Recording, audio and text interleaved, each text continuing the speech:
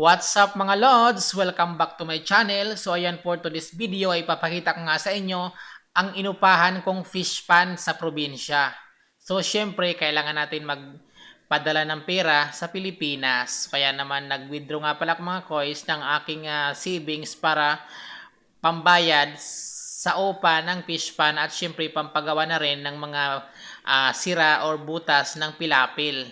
So ayan nga pala mga coins ang fish pan na aking inupahan. So napakalawak niya at napakahaba. Kaya naman dahil malawak ang fish pan, syempre medyo masakit sa bulsa ang bayad sa upa at syempre yung pagpatrabaho sa pilapil tulad ng mga butas ng pilapil.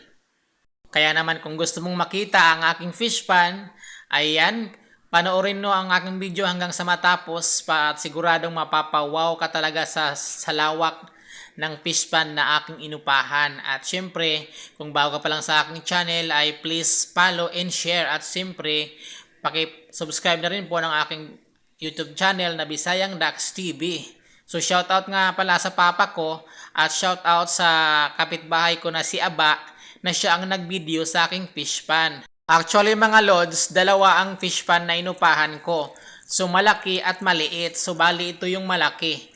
Yung maliit ay hindi ko nasama sa video dahil medyo nasa kabilang side kaya hindi makita sa video. So ito nga pala mga kois, ang isa sa mga dinadaluyan ng tubig palabas at papasok. So bali, dalawa nga pala ang ganito mga kois na daluyan ng tubig. Merong maliit at merong malaki at syempre sa dulo ay may isa at yun nga ay yung isa. So masigdulo yung daluyan ng tubig. At yun naman ay ang tinatawag na trampa. So mga kois, ito naman yung isang daluyan na tubig na sinasabi ko. Kasi mga Lods, sabi ko nga mahaba at malawak ang fish pan na to. Kaya dalawa talaga ang daluyan ng tubig. At tinatawag sa amin ay trampa. So shoutout nga pala sa mga taga Aruroy Masbate. Shoutout sa mga Bisaya. So yan po yung mga malaking trampa mga kois na pinapadaan dyan yung tubig kapag mag-harvest. So dito naman sa part na to mga kois, ito yung boundary ng katabi kong fish pond. So yung nasa bandang kaliwa ay ayan, yung nasa kaliwa ay hindi po yan sa akin at nasa ibang may-ari niyan. Tapos itong nasa kanan, ito yung nirentahan ko na fish pond na napakalawak at lapad. Kaya nga tulad ng sinabi ko mga kois, malawak at malapad yung fish pan. Siyempre medyo masakit sa bulsa ang renta. Lalo pat magpapagawa pa ng pilapil dahil may mga sira at merong mga butas. Kaya kailangan gawin. So, kailangan ko nga pala mga kois, lagyan or magbitaw ako dyan ng maraming sugpo at maraming alimango. Nang sa ganon ay mabilis kong mabawi ang aking puhunan sa pagrenta at sa pagpatrabaho ng mga talas sa pilapil. So, syempre, lalagyan ko siya ng maraming sugpo at alimango. So, shoutout nga pala sa mga manonood ko dyan, sa mga viewers ko sa Pilipinas at sa iba't ibang bansa at sa mga nagpa-follow sa akin. Shoutout po sa inyo and maraming salamat at maraming salamat sa mga nag-share ng aking video. At syempre, kung bago ka pa lang sa aking channel, ay paki-follow at paki-subscribe at syempre pa-share na rin po mga kois. So again, shout out sa mga taga Aruroy Masbate na mga Bisaya.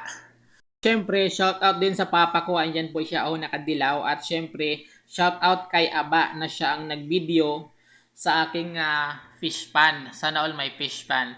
So mga kois, nirentahan ko lang po ang fish pan na ito at hindi ko po ito pag-aari. Syempre hindi pa natin afford magbili ng fish pan kasi medyo may kamahalan talaga ang fish pan mga Lods. Kaya naman siguro kailangan natin mag-ipon para magkaroon tayo ng sariling fish pan in the future. Sana all. Kaya nga kailangan natin magsipag, magtiyaga at maging madiskarte sa buhay para tayo ay maging tagumpay sa darating na panahon. Sana all. So again mga kois, paki-follow and share po and shout out sa lahat ng aking manonood, mga sharers at mga subscriber. Enjoy always. Thank you so much and bye-bye.